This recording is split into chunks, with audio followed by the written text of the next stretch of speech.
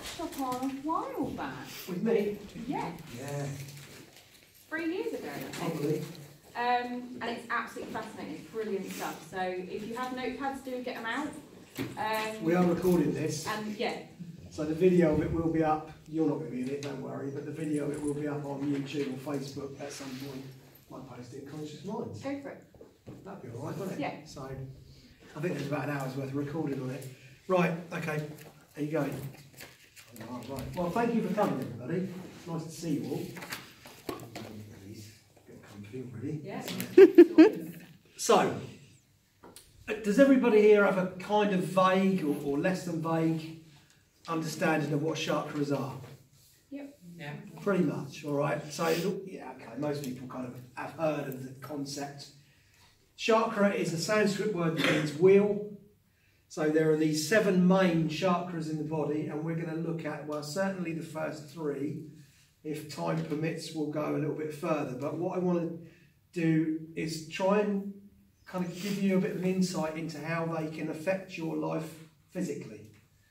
So a lot of the stuff, when we talk about chakras and energy, it's all kind of metaphysical, it's all a little bit abstract, but they have a direct impact and influence on your daily condition.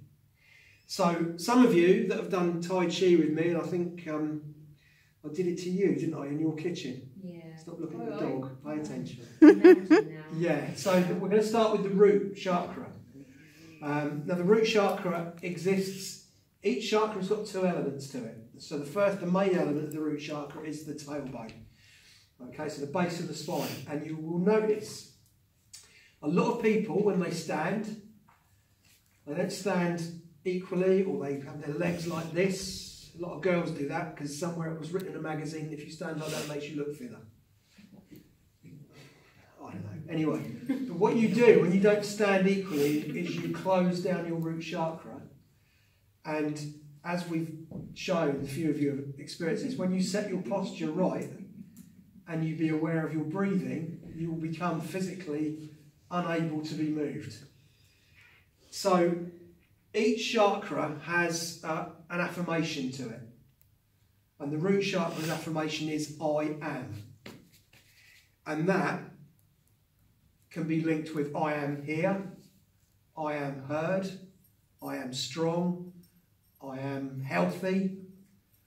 And as we work up through I am able to create and act according to that creative desire, and so on and so on. So the first 3 chakras, the root chakra, the sacral chakra, and the solar plexus chakra, are physical chakras. They really do make a difference to your material, everyday experience. Things can easily knock the chakras off. If you do too much thinking, you can often find your chakras all migrate up towards your head, and you become top heavy, and you become clumsy, and you knock into things and fall over things. And the root chakra is affected by your condition. You often hear people say, and this is one of the symptoms of root chakra imbalance or close down, you often hear people say things like, I was born in the wrong time, born in the wrong place. No, you weren't, because the universe doesn't make mistakes. When you can't anchor yourself in your reality, that is directly related to your root chakra. Now, there's another aspect to the root chakra. So in Oriental medicine, in energy medicine, there is a kind of a knowledge that what goes on at one end can manifest at the other end. So sometimes when you've got a problem with your neck, it's because of a misalignment down in the lower spine.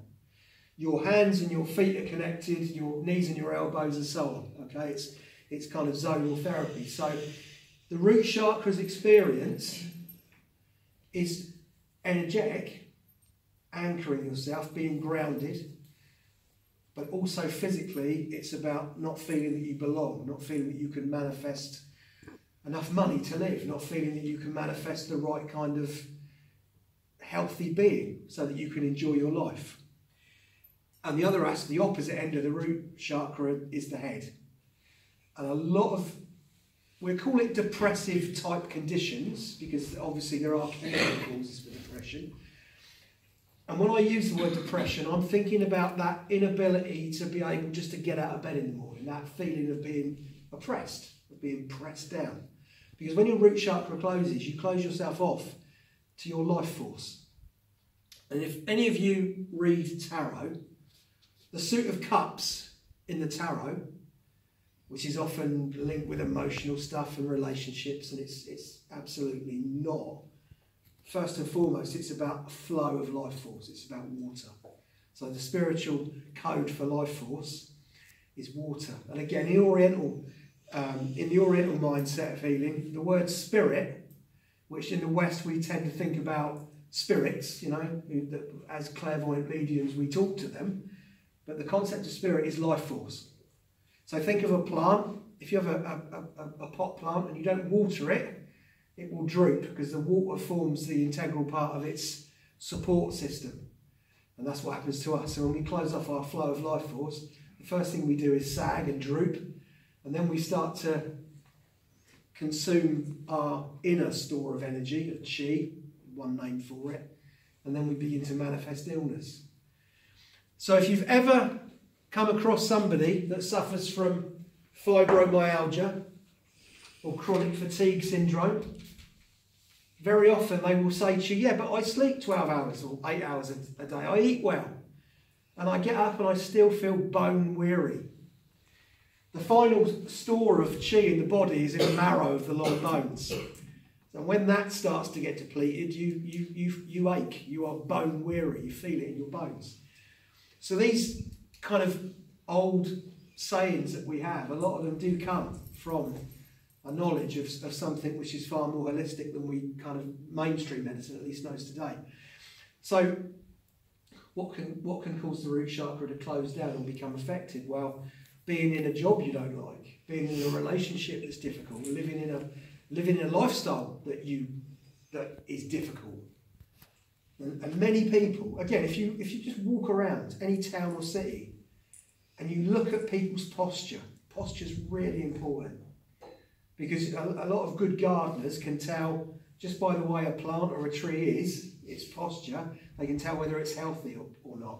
And when you look at people, you often see people walking around. One of the very common ailments of the 21st century is this kind of the hanging head, walking around like this, hanging head, because it's just, you know, your head's heavy. You can't keep it up. You need to have proper posture so it sits on the top of the spine.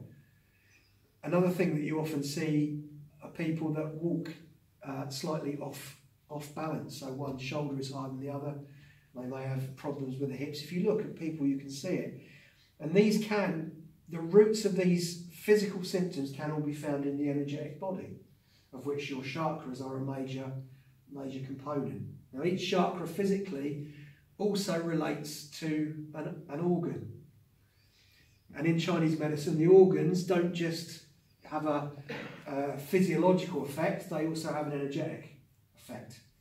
They process a particular energy. So the root chakra and the colon are linked. Now the colon is the organ of elimination. Physically and energetically, it's also about support and eliminating those ideas and energies that don't serve you. People often talk about someone and they say, oh, they're really anal, they won't let things go. And it's a direct reference to that, because they won't let go of the stuff that they're holding on to.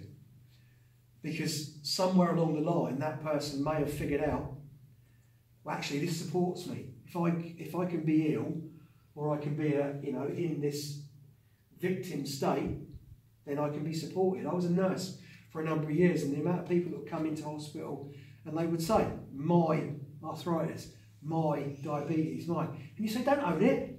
It's an abomination. Don't own it.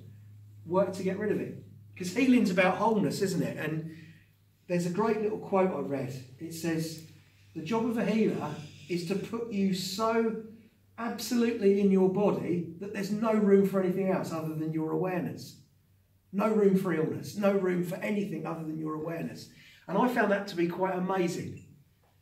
So it's cramming as much of you into that space so that nothing else can get in apart from the absolute desire and action of manifesting the things that you want to achieve that are going to make you amazing and give you an amazing life.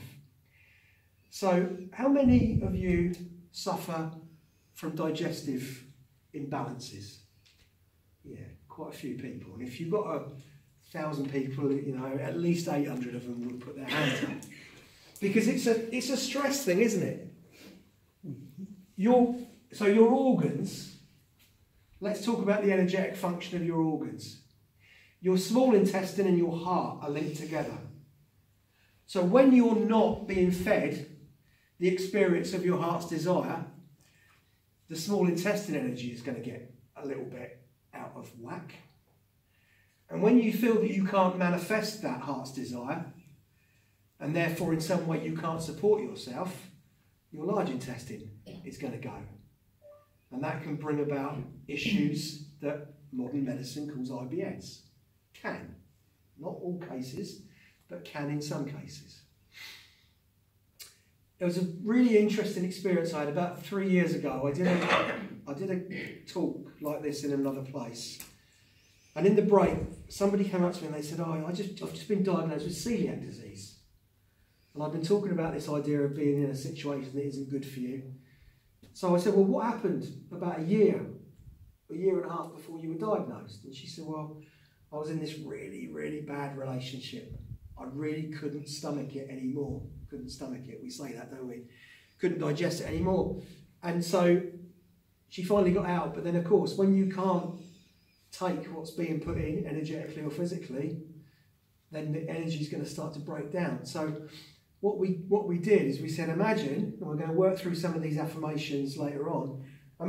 Just imagine that everything is wonderful, that life is like a banquet, and everything that comes to you is pleasurable on every level. Imagine that. Imagine it flowing through you. Literally imagine eating your life. And it's wonderful. And it doesn't make you bloated, and it doesn't give you cramps, and it doesn't, you know, give all those other symptoms that can come with IBS. And see what happens in 3 months. And I bumped into her again at another talk about 4 months later, and she said, it's amazing. I've not got the pains. I can eat again. I'm not spending hours in the bathroom. And she did that herself. You see, what she did was just change the menu. I'm no longer going to eat that. Just imagining is enough, but actually then going and doing it is even more powerful. So a lot of things can really you can change just by changing the way that you think about things. So the affirmation for the root chakra is, I am able to be in the absolute optimum place for me to experience all that I need. You can change the words if you like. But that's the affirmation of the root chakra. And what you can do is say it really quick. Once you've kind of learnt your version of the affirmation, you can say it to yourself really quick 3 or 4 times when you wake up. And every time you feel a bit doubtful, you know, every time a brown envelope comes through the door and you think, oh no. And you say, no, yeah, I'm absolutely grounded. I'm totally able. I am able to manifest the best experience for me. Because these bottom 3 chakras are all about manifestation. They really are, in the physical. But what was the affirmation then? So something like, I am able to manifest the absolute optimum condition for me to experience the best possible life. All words to that effect. Everybody's different. You know, magic spells are thankfully prone to interpretation. No cheating. Yeah, but it'll be on the video, hopefully. Let me just finish this. I think I pressed play. Your root chakra is really important because it supports all the other chakras. So just jumping up briefly to the heart. Yes? What happens if you've got part of your coccyx missing? Or you just have to imagine it more. Just like if you have an organ removed. Energetically, it's still there. Several. So you Several. Several. So you've just got to imagine it more. Imagine it more. So, you know, the coccyx from the, I think, Latin, cuckoo, because it looks like a cuckoo's beak. There's a little pub quiz. That's trivia. Looks like an old dustbin bin that's been run over. So you just have to imagine it. Imagine it, imagine it, imagine it. Another great root chakra visualization you can do, if you want to, is imagine that you've got a snake in your spine. Some people go, I don't like snakes. This is a nice snake. Give it a little furry coat, it'll be fine. And imagine the snake. So the base of the tail of the snake is wrapped around your coccyx, or, you know, energetically, or and see it undulated and curving up. And what that does is it brings about a connection, which we'll talk about later on. But jumping up from the coccyx, from the root chakra, to the heart. The heart chakra is many things, but it is the bridge between your physical experience and your spiritual knowledge. So, in fairy tales, very often, a young couple have to cross a bridge, and underneath the bridge lives a troll. And that troll will grab their food and try and eat them, you know. So, one of the things we need to look out for is the troll under the bridge of the heart. Because a lot of people will say, well, I don't know what I want to manifest. I don't know what I am. If you could be anything you wanted to be, what would it be? I don't know. And that's why the world's in such a state, because not many of us know what we want to be. But by being in the place you are, by owning the space you're in, by owning the body you're in, you can begin to get a sense of what your heart desires, because the heart is also it's like your hard drive, to use a computer analogy. It's got your mission statement on it. There's a really interesting Buddhist teaching in it. So you can do this if you think about the heart energy, which is green for the most part. Imagine putting yourself in a green bubble. And imagine you're a young Buddhist monk who spent 3 days walking up the mountain to the monastery at the top to go and meet the abbot of the monastery. And you've got one question in your mind. And that question is, I've trekked up the mountain, you know, got snow all over me and all sorts of stuff, been attacked by goats and other various animals. And you say, you know, like, when you get to the abbot and he grants you an audience and you sit cross-legged before him and he says, what's your question? And you go, what's my purpose? And he says to you, how the hell do I know? It's your purpose. Oh, puts you right back in there, doesn't it? Because so many people run about looking for the answer outside. Go here, go to America, go India, go wherever. You know, like the answer sits in there all the time. There's a brilliant poem by an American poet called Robert Frost, and it's called The Secret. I love it. It says, we all sit in a ring and suppose, and the secret sits in the middle and knows. And that's it. It's a great poem, but it's so true. But by working on the root, not only will you feel stronger, not only will your general level of energy rise, but your words will be stronger, because when you speak, they'll be in the moment, they'll be strong. One of the other names of the root chakra, it's mentioned in the Bible, is the Ancient of Days. There's a bit, I don't know where it is in the Bible, but I think Moses asked God what his name is. And he goes, I am that I am, you know, vague. And then he says, I am the Ancient of Days. And what that really means is that when everything was created, however you believe it was created, when everything came into being, that's the energy. The energy that made that happen is the energy that flows through you. And that's the Ancient of Days. So there's a lot of power going on there, potentially. Now, you're a finite physical entity. There's only a certain amount of space where you can fit energy into.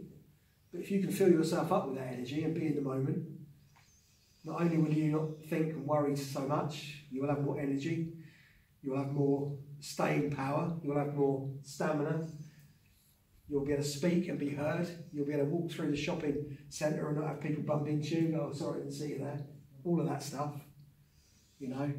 So if you walk around and people don't see you, and you think, well, I'm invisible? Yeah, probably you are. Get your root chakra going. Now, there are a series of videos on my YouTube channel where I take you through the simple exercises to ignite the chakras, but they all basically involve breathing. And it's just simply breathing into the ground with the root chakra, connecting with the core of the earth. Imagine that fiery hot core and breathing up that energy. It's red. Breathe out all the rubbish, because it's all about elimination. The colon. You're right there. Sorry, psychic Tourette's. Wow. Do you need to speak? No. That's the right answer. Should be swallowing it. See me after. Yeah. So yeah, you know, elimination of the things that you can't get over. People often talk about energy and they talk about emotion. You know, and it's emotion, energy, emotion. It's quite the opposite. Emotion is energy that's stuck. So your internal energy system will process every energy. So, you know, the colon is about support and elimination, the lungs deal with grief, the liver anger, the kidneys fear. They will process those energies, they will convert them and make them flow. But the head, the belief, the memory, may go, I can't get over that. So while your body's processing, your brain's going, no, keep it stuck there. So by making your elimination process more efficient, you're going to find that you can deal with life. You'll be able to get over those things that you've believed you can't. It's interesting, you know, when we all suffer, you know, the pitfalls and the highs and the lows in life. And some people seem to be able to deal with them. Some people just ignore them and move on, and it comes back to bite them in the butt later on. But if the next time you experience something which is problematic for you, just ground yourself, do your root chakra breathing, ground yourself, and just pay attention to what's actually going on in the body. Do you really have this true feeling that you can't get over it? I moved recently, and there was a box of stuff that I'd kept for years, a little box of stuff, you know, memories. And I better keep this, you know, and we've got so much stuff. I better keep this box. And I was like, really? Do I really need to keep it? Because if I can't remember it, then it's not important. Do I really need this stuff, this baggage? So some people love it, but, you know, again, why? Why do you love it? Some people don't. They have a very minimal existence, don't they? So the root chakra is all about the world as well. How do you and the world get on? Because the world is a part of you. The world is in you. Your perceptive experience of the world takes place within you. Who knows? It doesn't go on outside of you at all. That's an illusion. That's the illusion that people talk about so often, the illusion of the material world. So this is the analogy that I like to use. If we all went to Portman's Park tomorrow and we all went on the roller coaster, some of us would love it, some of us would be petrified, some of us would throw up in our mouths, you know. There'd be 20 different experiences to the same thing, so how can that thing be real? It's not real. It goes on within you, so the world is within you. So very often there are things in the world that go on that we say, well, we can't change.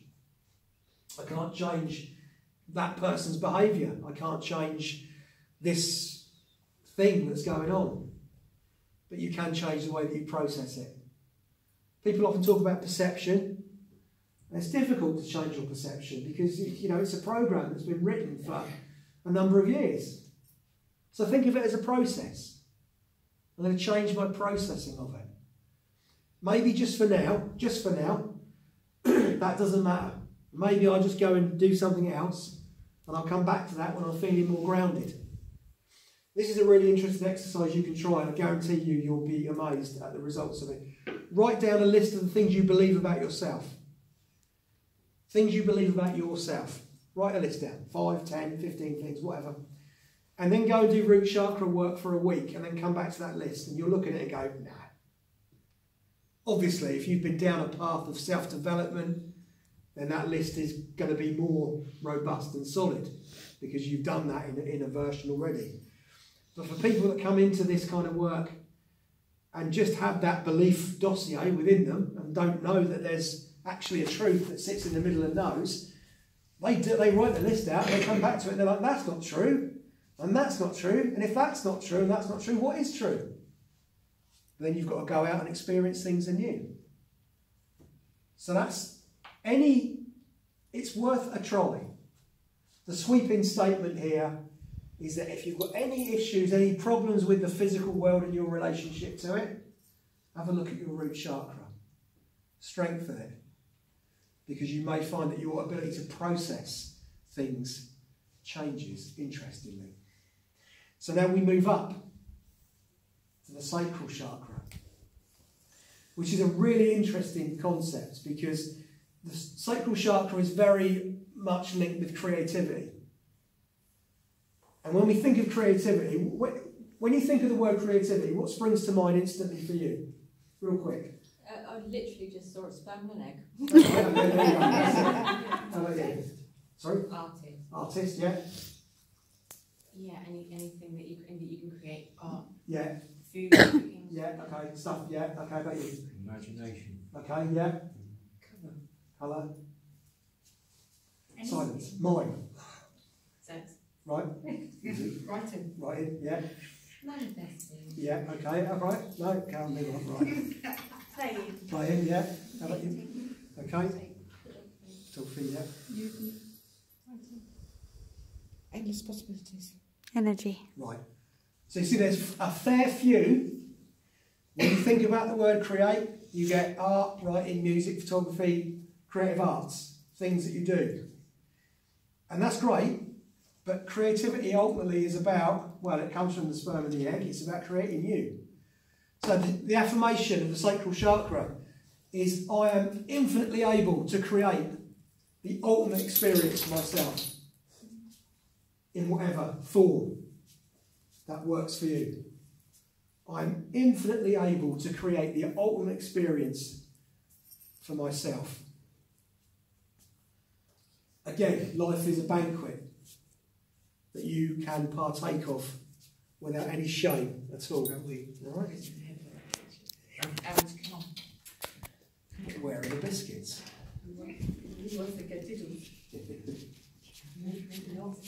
The sacral chakra's colour is orange.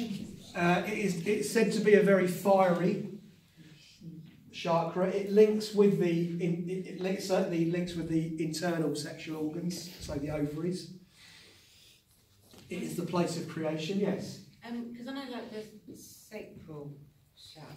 Does it matter if you say chakra or chakra? It depends what. Yeah, I just wondered if there's the right way. Shapira is not right. Yeah. Chakra. I know like it's orange, isn't it? Yes. But why are they all coloured?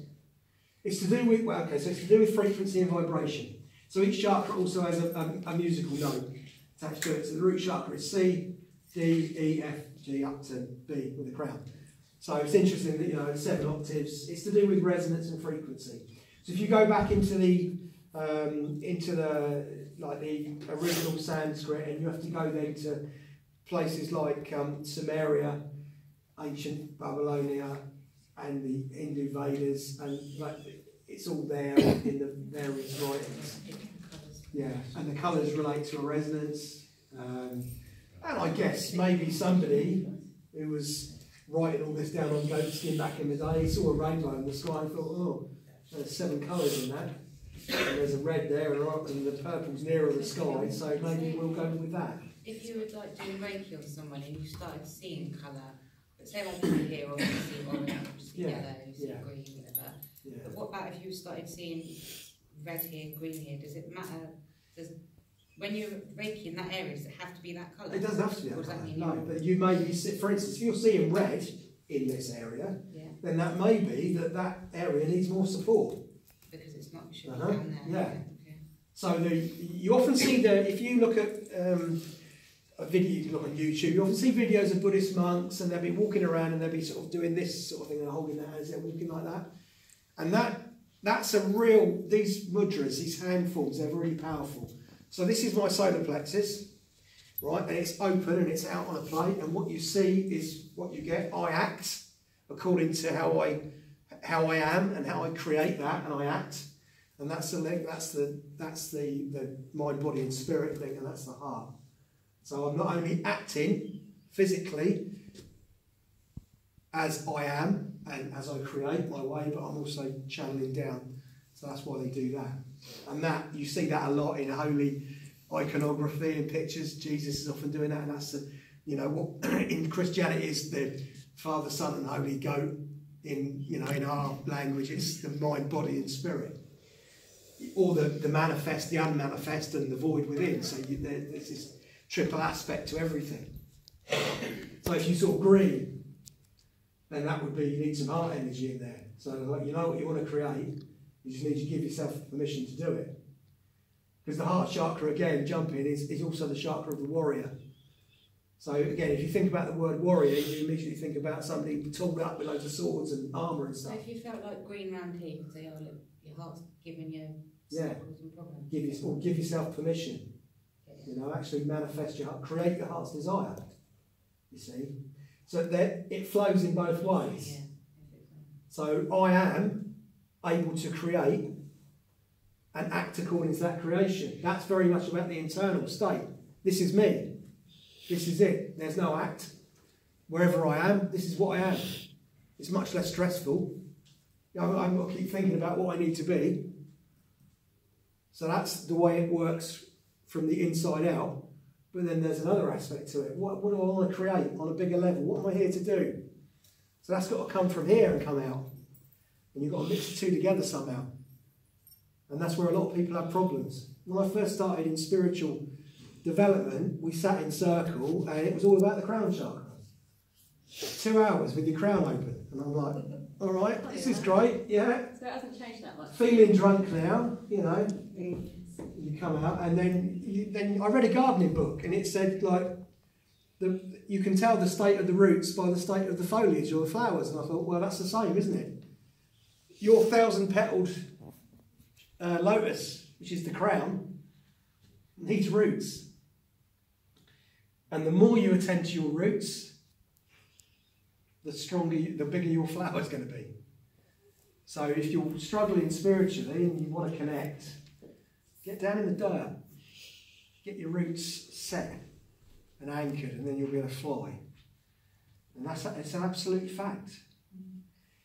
Your sacral chakra is about creating you, first and foremost. And again, you know, our current society says you need to have a Botox, you need to do this, you need to do that, you need to be this and that, whatever. And it's all external stuff coming in. We all sit in a ring and suppose. Let me look over there for the answers, or I'll read this magazine or that book. Or the secret's inside. Again, go to your heart, go up the mountain, ask the Buddhist abbot of the monastery, what's my purpose? And have him say back to you, how the hell do I know? Only you know what your purpose is. Your purpose might to be a complete crazy person. You might want to run around with no clothes on, singing. You might want to go and do graffiti. You might want to, I don't know, anything is possible. We're an infinite potential. Cool, is it? Oh, sorry? You can't really use that as